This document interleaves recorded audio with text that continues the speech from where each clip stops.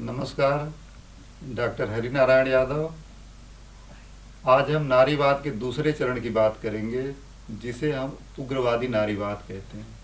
नारीवाद के पहले चरण में हमने बताया था कि जो पहला आंदोलन शुरू हुआ था महिलाओं के अधिकार के लिए, और अंत में हमने वो देखा कि महिलाओं को मताधिकार का अधिकार तो मिल गया, खास तौर से उन्हें लीगल राइट या कहें कि सिविल राइट तो उन्हें प्रदान कर दिए गए, लेकिन उससे उनकी एक्चुअल पोजीशन में कोई खास बदलाव या अंतर हमें नहीं दिखाई दिया। इस चीज़ को लेकर सेकेंड वर्ल्ड वार के बाद खास तौर से 1960 के दशक तक महिलाओं ने फिर इस पे या उन लोगों ने फिर से विचार करना शुरू किया कि आखिर वो कौन सी वजहें थी कि महिलाएं समाज में अपना वो स्थान नहीं प्राप्त कर पा रही हैं जिस स्थान की उन्हें ज़रूरत है। तो इस बात पे जब विचार करने के लिए दूसरा मूवमेंट हम देखते हैं 1960 के आसपास शुरू होता है, जिसको हम रेडिकल फेमिनिज्म या उग्रवादी नारीवाद के नाम से जानते हैं। इसकी पहली जब से सबसे मशहूर जो थिंकर हैं वो हैं सिमन द बुआ, जो द सेकंड सेक्स में ये बताती है कि कोई भी महिला जो है वो जन्म नहीं लेती, बाकायदे संस्कार के थ्रू वो बना दी जाती है। और उसमें वो डिटेल रूप से बताते हैं कि महिलाओं के साथ वो कौन कौन सी समस्याएं आती हैं जिसकी वजह से महिलाओं को समाज में जो स्थान मिलना चाहिए वो स्थान वो नहीं प्राप्त कर पाती। तो अगर वो ये देखा गया कि जो महिलाएं की जो पोजीशन या जो स्थान उनको समाज में मिलना चाहिए अगर वो नहीं मिल रहा है, तो उनके मौलिक कारण क्या हैं। पहला जो कारण पहचान में है कि शायद जो समाज का जो पैट्रियार्कल सिस्टम है या जो पितृसत्तात्मक समाज है, जहाँ पे परिवार का मुखिया या सारे राइट्स जो हैं परिवार के मुखिया के पास, जो कि एक पुरुष होता था, उसके पास था, और उसी ने करीब करीब सारे प्रॉपर्टी के राइट भी थे और महिलाओं से जुड़े भी जितने मुद्दे थे वही डिसाइड करता था। तो ये एक बहुत बड़ा कारण था पितृसत्तात्मक समाज, जिसने महिलाओं को घर की चारदीवारी के बाहर ही नहीं जाने दिया और महिलाएं जो हैं समाज में दोयम दर्जे का शिकार होती चली गईं। क्योंकि अगर उन्हें शिक्षा भी लेना था तो परिवार से इजाज़त लेनी पड़ती थी। शादी के बाद उनके जीवन पे एक तरह से उनके शौहर का अधिकार हो जाता था, बिना उसकी मर्ज़ी के वो कहीं बाहर नहीं जा सकती थी।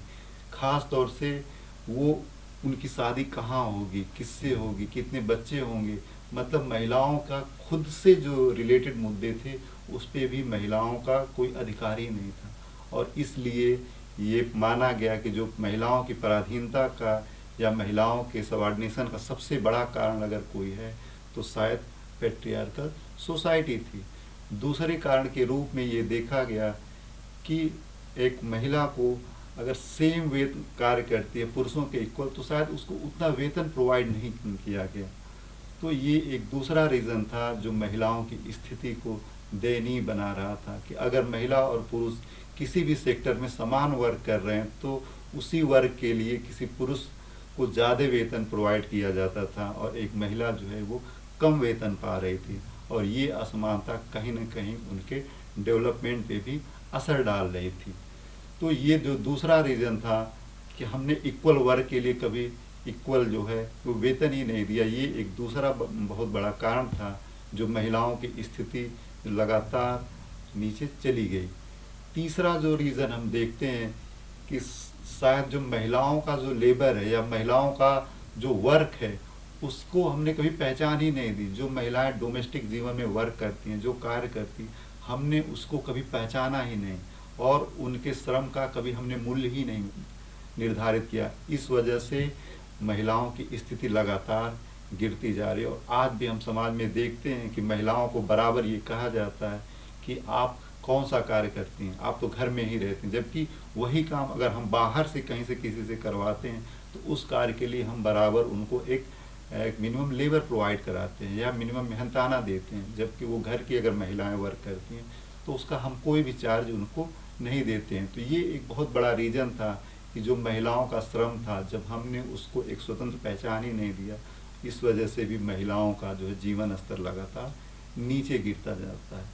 और जो सबसे बड़ा रीज़न जो उन्होंने बताया है कि वो सेक्स और जेंडर को ले के जो अंतर उन्होंने बताया है कि वो एक बहुत बड़ा रोल डिसाइड करता है कि कोई भी महिला किस रूप में होगी।